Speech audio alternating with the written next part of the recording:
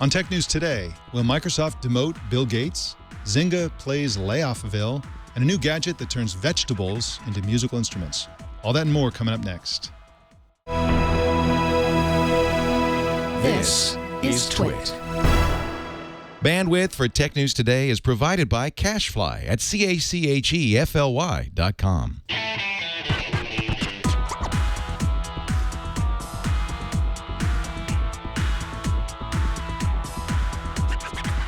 It's Friday, January 31st, 2014, and this is Tech News Today. This episode of Tech News Today is brought to you by ShareFile. Enhance your workflow. Send files of almost any size easily and securely with ShareFile by Citrix. Try ShareFile today. For a 30-day free trial, go to sharefile.com, click the microphone, and enter TNT.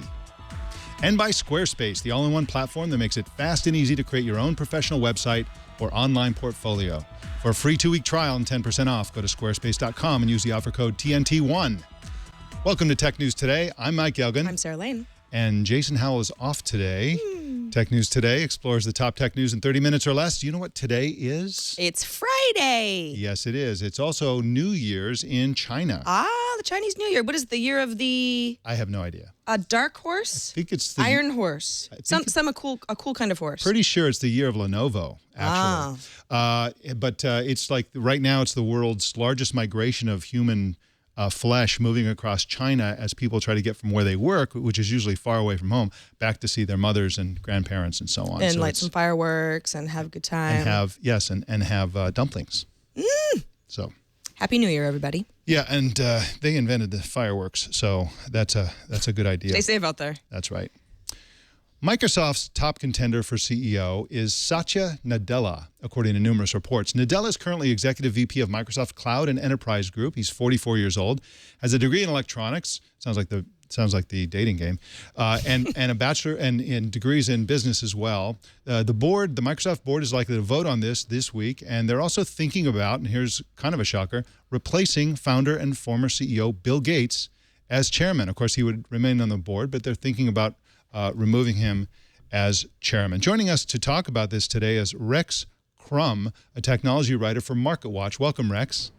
Hi, glad to be here. So who is this Satya Nadella guy anyway? Well, that's a good question. That's why we wrote a bit about it yesterday, and it's still on our site today. He is a longtime Microsoft employee. He's been with the company for about 22 years now. He had led up the server and tools division, and as you just said a moment ago, he's now head of the cloud and enterprise business, which he took over last summer when the company announced the biggest reorganization in its history.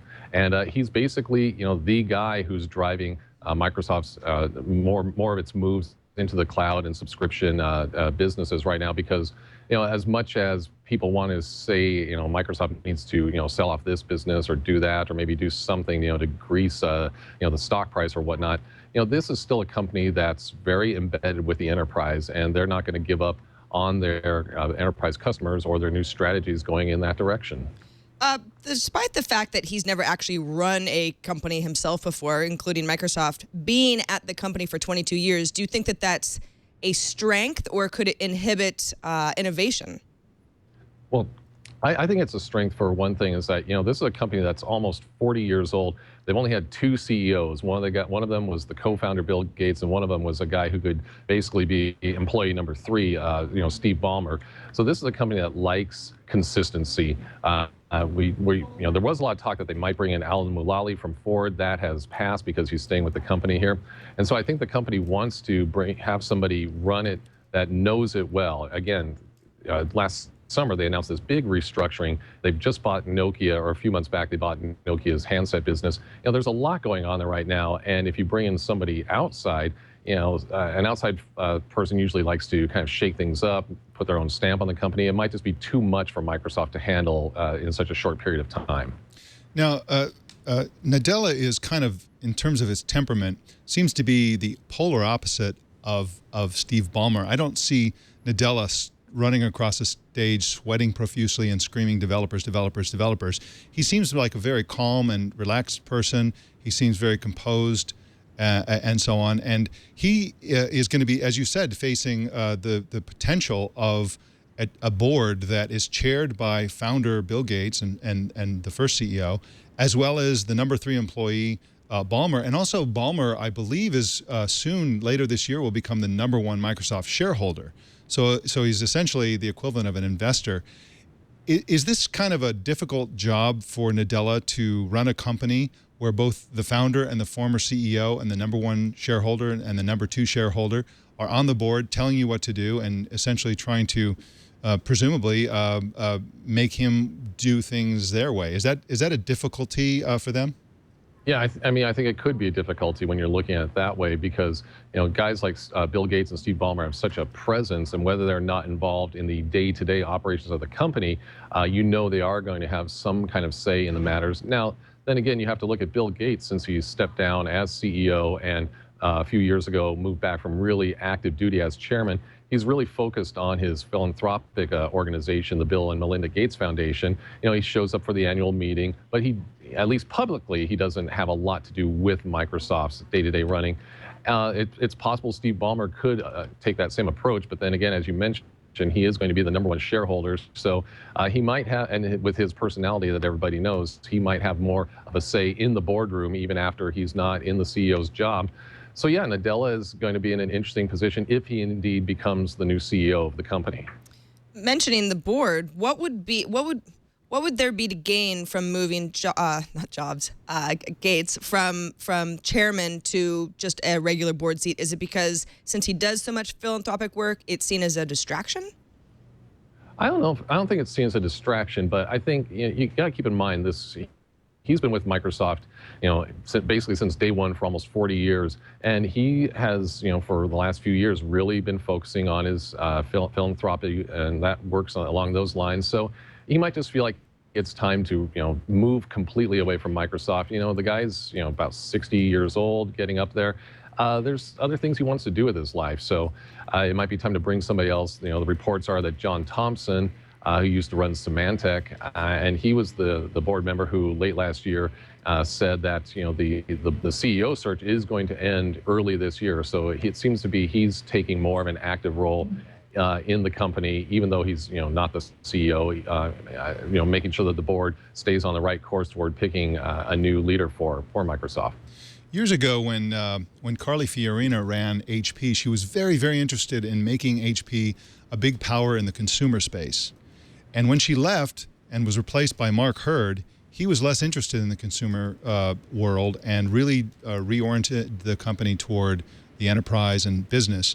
Is something similar likely to happen with Microsoft if Nadella takes control? I mean, obviously Ballmer really wanted to make a big push for the enterprise and really lost a fortune of Microsoft's money on trying and failing to really succeed in the phone and tablet business. Do you think there's any possibility that Nadella will kind of ignore the consumer space and really focus on enterprise? Well, I mean, he's definitely an enterprise guy, and he's not going to ignore that. But if you look at what Microsoft has done in the last 6 months or so on the consumer side, they bought the Nokia mobile phone business. $7 billion acquisition is a pretty serious commitment. So they're not going to be able to cut that loose or let it slide without looking really bad on them. And the jury's still out on how well that business is going to proceed with being run by Microsoft. And then you got the Xbox, probably the most well-known consumer product from Microsoft right now. It's been a big hit since day one. It still continues to do well.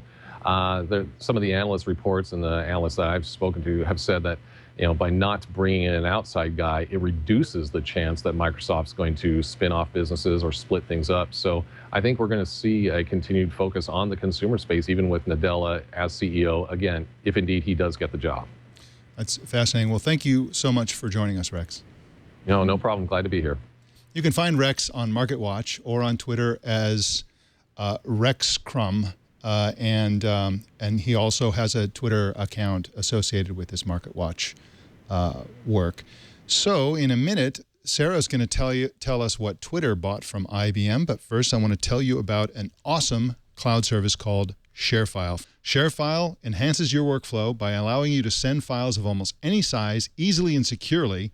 And of course, ShareFile is by Citrix. Most people email documents around as attachments, which is a terrible, terrible idea for multiple reasons. People send any kind of documents. They send spreadsheets, PowerPoint files, contracts, financial information, pictures, videos. There's lots of stuff, and everybody sends it around as attachments on email. Well, that can be a mistake for multiple reasons. One is that it's very insecure. The attachment itself could get into the wrong hands. Something could happen to it. You don't know who's seeing whatever it is you send over email. So a better way to do it is send it as a secure link, which is exactly what ShareFile does. You can send files of almost any size with the highest degree of security. And here's the great part. You get notifications when your file has been opened. You find out who opened it, when they opened it, and so you have peace of mind knowing what's going on with the file you sent. You can send enormous files. I've personally sent gigantic files that I thought no service could handle, gigabytes and gigabytes in size, and of course ShareFile just handles it very easily. Lots of people who use ShareFile use it for these huge files, but in fact, it's a great idea to use ShareFile for small files, files of any size, simply because it's secure, it's convenient, and one of the reasons it's convenient is you can access those files, and the people you send them to can access them from laptops, desktop computers, tablets, smartphones. It's really, really nice to be out and about, to need to access a document, and to be able to just call it up in your smartphone and know that it's a service that allows you access from the smartphone, but it's still highly, highly secure. And I know you're not supposed to care that much about the aesthetics of a service, but ShareFile is actually a really beautifully designed service, and I enjoy using it because it's really elegantly designed. It's the ease of use is very, very nice, and that's important to me personally. I use it for sending files to my own family. I use it for work. I use it for sending financial documents. I really like the peace of mind. I don't have to worry about anything because I know it's secure. I know when people open the documents, and it's just really, really nice to use. So get started today with my special 30-day free trial offer. Go to sharefile.com, click on the microphone at the top of the homepage, and enter TNT. That's sharefile.com, and type in TNT. And we thank ShareFile for their sponsorship of Tech News Today. Well, Sarah, Twitter bought something. What did they buy, and what are they doing with it? 900 patents they bought from IBM. Kind of an unlikely partnership, which gives Twitter access to new technology, but also more defense against infringement suits that may arise down the road. The agreement was signed last month, but it was announced today, and it also resolves a dispute between IBM and Twitter that began last year about possible infringement of at least 3 of IBM's patents. Before its November IPO, Twitter had 9 patents and 95 pending applications, which is actually not very much if you put it up against other large technology companies that are on the rise. The company said in a regulatory filing that could make it a target for litigation and limit its ability to fight back. So the fact that they are increasing their patent portfolio is not a big surprise, but some of the patents themselves are interesting. For example, you've got a patent related to a networking technique based on common contacts. You've got a way to show advertisements without interfering with an interactive site. Then you've got a patent that helps to use interconnected computers to reduce web traffic, and then a way to enable compliance with international shipping requirements. I mean, none of these patents seem like anything that Twitter's doing, although when you kind of parse them, that last one, international shipping requirements, could that be related to some sort of shopping initiative? We've heard that Twitter is interested in the idea of people being able to send money to each other using some sort of the Twitter system. Well, if you're going to buy something that's coming from overseas, shipping actually does factor into that. That's right. And, that sounds like a patent that they might actually use, as do some of these, and a bunch of them perhaps not. But you never know if IBM is, negotiating. If you want these, you also have to buy these, and here's the price, and so on. Right. It's almost like a cable model. Like, you can't just get your a la carte patents. You also have to get this patent that has something to do with preventing damage to semiconductor chips. I mean, I don't know in what world Twitter would need that patent, but maybe it was a bundle that IBM negotiated. IBM patents generate about $1 billion a year in licensing revenue for the company. It's not a huge part of their bottom line. It only amounts to about 1% of its sales, at least last year. But still, that's $1 billion. And IBM was granted more U.S. patents than any other company in the last 21 years. It sold patents to Google, to Facebook. I think Facebook bought about 750 when it was in a lawsuit with Yahoo, and it helped those two companies come to an agreement. So it's a lucrative business to be IBM. It really is, and it's really interesting to see these two companies in particular coming to an arrangement over patents. They're the two extremes. I think IBM is by far the most patent-centric company in the industry, and Twitter may be the least patent-centric company. When they did their IPO recently, they only had 9 patents in November. 9 patents, and they have 95 pending that they're hoping to be approved. But that's pretty light on patents, and this is something that a lot of companies, a lot of startups in Silicon Valley, make the mistake of launching a company, launching a business, and they neglect patents, figuring like, well, we'll work it out later. You know, we're not really a patent or technology-oriented company. Twitter made that same mistake, but it always bites them in the rear end. And this is a lesson that Apple learned the hard way. They feel that so much of their intellectual property around the iPod was essentially stolen, copied, whatever. And then when Steve Jobs announced the iPhone in 2007, he made a big deal. And I think he got a big round of applause when he said, "And boy, have we patented it. We patented everything." And that was a lesson learned. Everybody eventually learns the lesson that you, in this litigious a system where the patent system is horrible and the people can sue you for all kinds of crazy things. Yeah, you got to play the game. You have to patent everything in sight. You have to patent a method for sipping coffee. You have to patent a method for opening the door in the morning to come into work. You got to patent everything because you never know whether you're going to need it for negotiations, whether you're going to need it for actual technology to stave off lawsuits that can come from anywhere in any country. And so let this be a lesson to all of you startups out there, patent everything. It's just an unfortunate reality. And I think Twitter is finding out the hard way that one way or the other, you're going to spend some money on patents. Patent reform. Yes. But until then, buy your patents. That's right. The Canadian version of the NSA, which is called the Communication Security Establishment Canada, or CSEC, apparently used free Wi-Fi in the airport to track ordinary passengers for days, even after they left the airport. The news comes from an exclusive on the CBC News site, and it was based on Edward Snowden documents once again. Critics are saying that the tracking was illegal. The Canadian agency is not allowed to spy on Canadians or anyone inside Canada without a warrant. And this is a fascinating case because I think it's fascinating from a technology perspective because nobody knows how they did it. Why aren't they required to explain how they did it if this is something that they, it's apparently not supposed to be doing? They instead of explaining how they did it, they are saying they didn't do it. They said they didn't really track anybody, yet the documents that were found among these were essentially bragging about how they ran a live test at a real airport that was not identified inside Canada. Okay. They identified ordinary people. So they did this as a trial, just a test to see if they could really do it. And in this trial, they apparently, according to the documents, actually identified users, tracked them within the airport, then tracked them for days after they left the airport, even into the United States. So they were tracking, presumably, Canadians and Americans mostly, as they left Canada and went to the United States, logged into Wi-Fi networks in the United States, and continued to track their whereabouts. This is all part of a leaked document, a 27-page presentation. We're learning so much from these PowerPoint presentations, presumably horribly designed with cheesy clip art and so on, for their trial run. This actually occurred in May of 2012. Now, this technology, according to the PowerPoint, was supposed to be shared with the so-called Five Eyes countries, which are Canada, the U.S., Britain, New Zealand, and Australia, essentially the leading English-speaking countries, who have this arrangement to share technology for how to spy on presumably terrorist suspects and so on. But again, it appears, according to these documents, that they may have actually tracked regular people. Well, okay, so the CSEC says, nah, we didn't actually do that. So the only way that could be true is if this 27-page presentation was just falsified information, which is pretty unlikely, because what is the point of that? Right.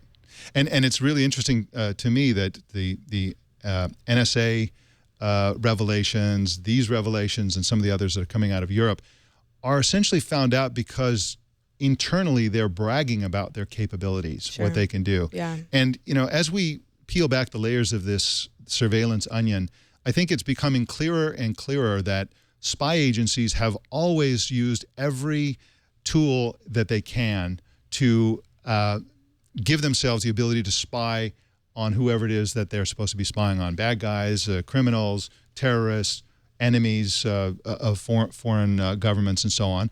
And what's happened recently is we've had a revolutions in big data, in personal data communication. Everybody's carrying around a smartphone, which just couldn't be a better device for being tracked. It has sensors in it. It checks in to satellites and network nodes and identifies its location. It's the most fantastic device for tracking people ever known. And of course, these spy agencies around the world are really taking advantage of it. Taking advantage, and yet, as just a regular citizen who tries not to do anything wrong, I already am like, you know what? Anyone knows where I am at all times. Keep me honest. I know that is, I mean, that's laying down and saying give up, and I know that's not the answer, and we do have rights. However, once you hear a story like this, you're like, just one more example of spy agencies doing whatever that they're doing. The only reason this is even an issue is because now we just know a little bit more about the methodology, but not that much, because they're like, hey, we didn't do it. That's right. That's right. And the capability is there. And by the way, we are in Petaluma right now. If you NSA or Canadian version of NSA. Doors open. This is where you can find us. Come on in and watch the show. We are here. Well, it looks like Zynga has gone to layoffville. Yeah, Zynga laid off 15% of its workforce. Big company. That's not good news, but there are some signs of life. The gaming company has secured a $527 million deal to acquire Oxford, UK-based Natural Motion. If you haven't heard of that company, it's responsible for franchises like CSR Racing and Clumsy Ninja, which has been quite a hit. Torsten Riehl, who runs Natural Motion, has a really interesting background. It's heavily in science. He was previously in zoology and biology departments, and designed software for animated games in the Grand Theft Auto franchise, and also films and the Lord of the Rings trilogy, a lot of 3D software that kind of acted as middleware, as they call it. Has nothing to do with Middle-earth. The deal gives Zynga a really strong portfolio of current games, upcoming games, the Clumsy Ninja franchise, because you can do sequels and threequels and whatever, and then middleware business, and then a 260-person gaming company, which again is based out of the UK, but becomes part of Zynga. I've been following Zynga sort of breathlessly just because it's so infamously made some terrible moves. I mean, when before Facebook kind of changed its algorithm and Zynga was sort of riding the coattails of Facebook's popularity, it was like, well, where's the ceiling for Zynga? Because it just kept going higher and higher, and then people got sick of games. Draw Something wasn't a game that ended up being a very good purchase because it plummeted in popularity like a day after Zynga bought the company, and now iOS games are having a harder time just getting into that top 10. I mean, the highest grossing games, if you look at the companies behind the games, they really haven't changed since a year ago. It's harder to market a game. It's harder to put it in front of people so that people know that the game exists. It's more expensive to make these games.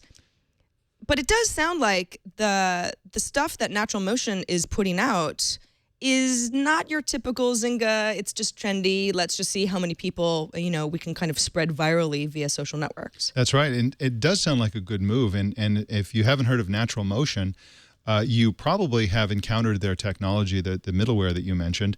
If you've played games like Red Dead Redemption, which I have played, Max Payne 3, and Grand Theft Autos 4 and 5, these are using Natural Motion's technology, and so this is a really innovative company that does some really interesting things, and I think it's great for them to want to break out. You mentioned that it's getting hard out there for a iOS game developer, but it's not as hard as it is trying to be trying to succeed on Facebook these days. People look at games on Facebook as just more spam, and so despite the current economics of gaming on iOS and Android, I think that mobile games is really the future for casual gaming, and I think that they also may theoretically make a move into console gaming with the Natural Motion's technology. So you never know what the future is for this company. It'd be nice to see them stage a comeback and really come back and be a significant player. Yeah, it's not as if Zynga is incapable of producing great games. It does sound like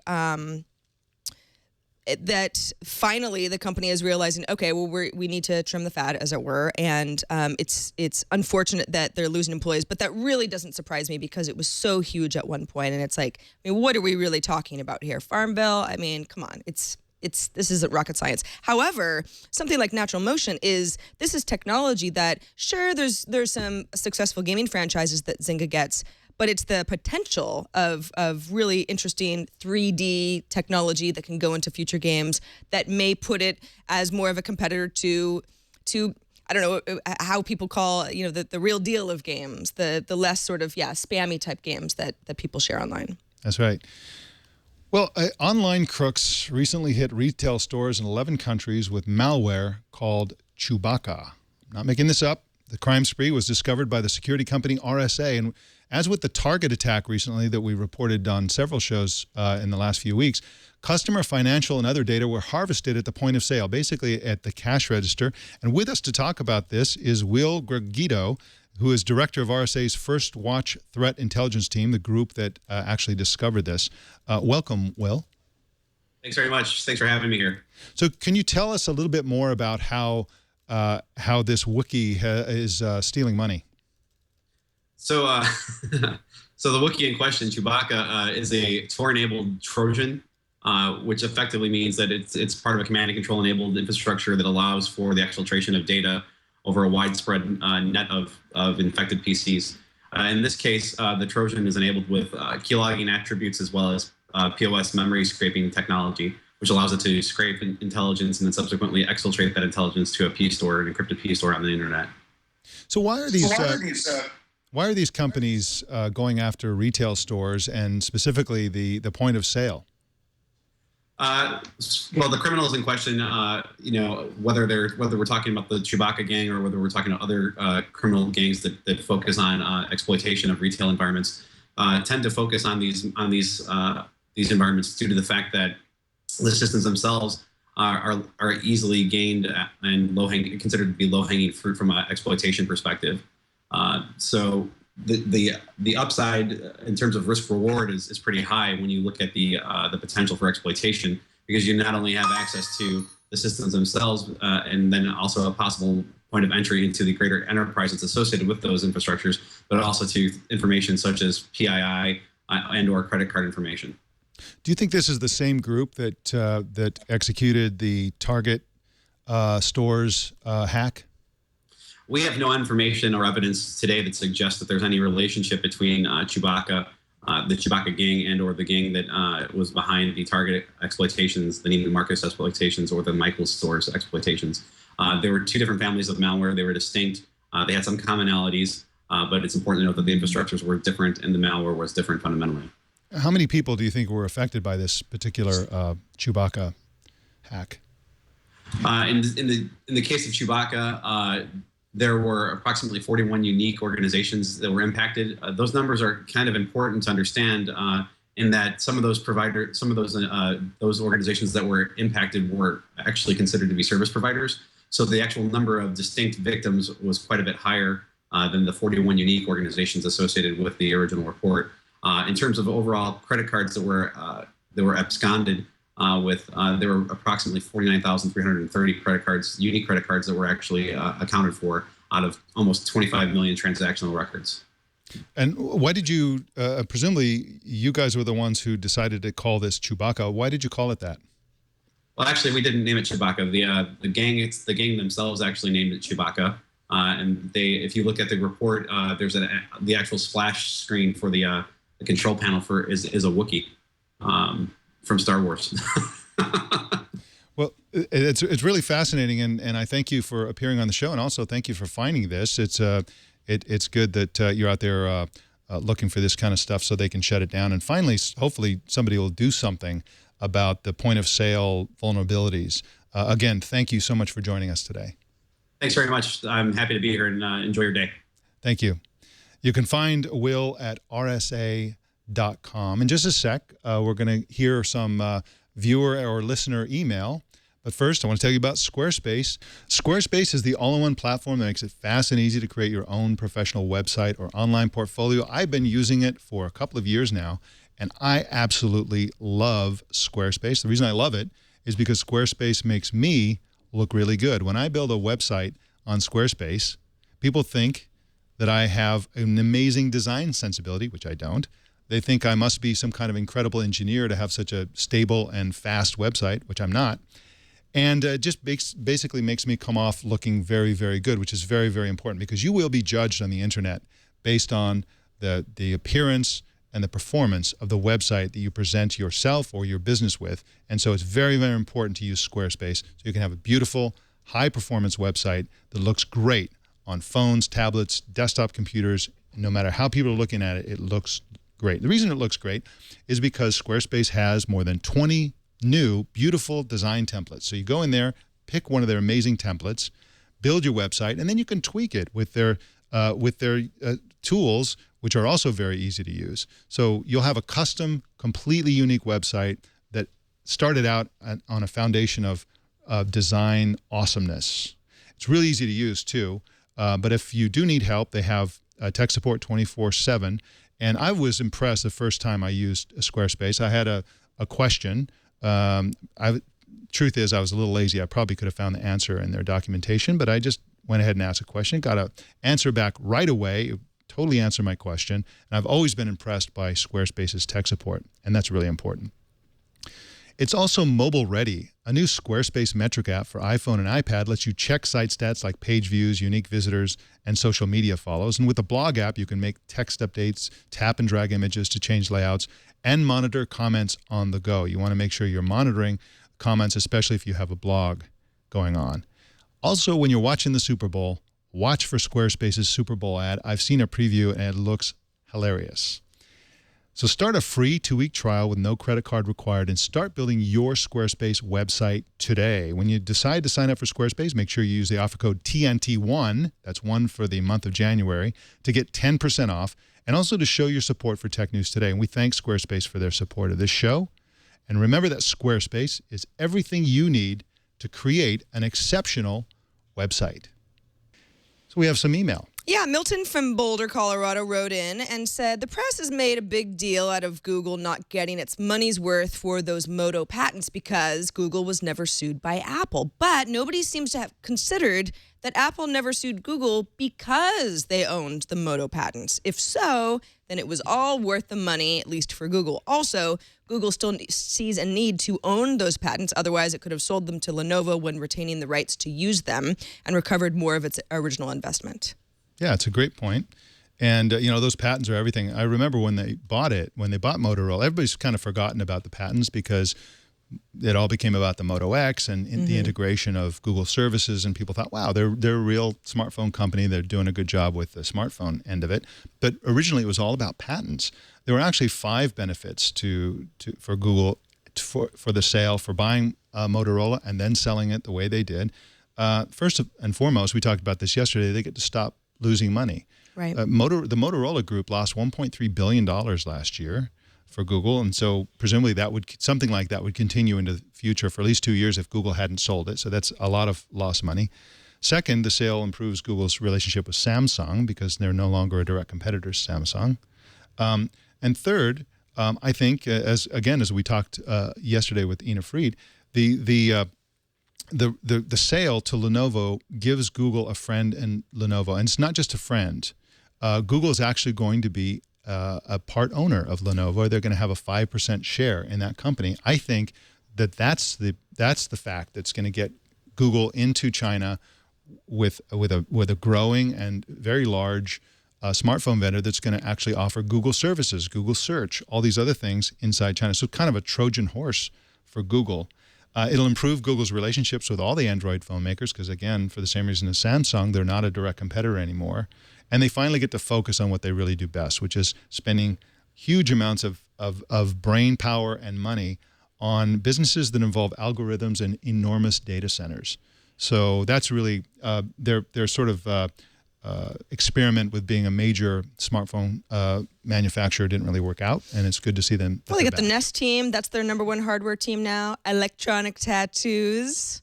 I don't even know what that means, but I like the idea of it. It's kind of like those contact lenses where they've learned how to embed electronics in something, and what will it do? Who knows? It's electronics. You can do anything. Yeah. Maybe it's going to be a password that's under your skin or something like that. It's pretty crazy technology. I don't want it on my skin, but maybe someday somebody will want it. Yeah, I do. Brand me. Yeah. It's fine.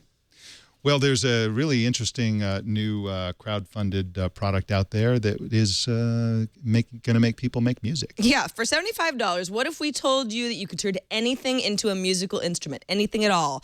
A new product called Ototo is being crowdfunded on Kickstarter right now. It's essentially a synthesizer with a speaker on it, and then you can play music on that directly, or you can plug into any set of objects, one for each note on the keyboard. Then when you touch those objects, the notes play. Ototo's synthesizer is pretty cheap, but it's fully featured. You can choose pitch and loudness and texture.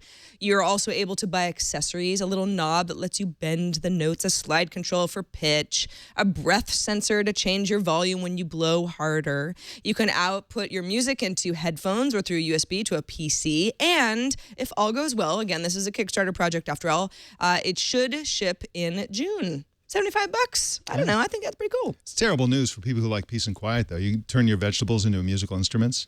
God, I got a neighbor that's playing the accordion, and he's not very good at it yet, and this is just more of that. Yeah. But I don't know. Explore your inner musician with household appliances that aren't musical instruments at all. Why not? Why not? Well, that's our show. Thank you for joining us today. Make sure you send your news tips to our email address at tnt@twit.tv or call 260-TNT-SHOW and leave a message. Also, upvote the stories you'd like to see us cover on our subreddit at technewstoday.reddit.com and visit our Tech News Today Google Plus community. If you haven't already, subscribe to Tech News Today at twit.tv/TNT. Thank you so much for joining us today. Have a great weekend. We'll see you Monday.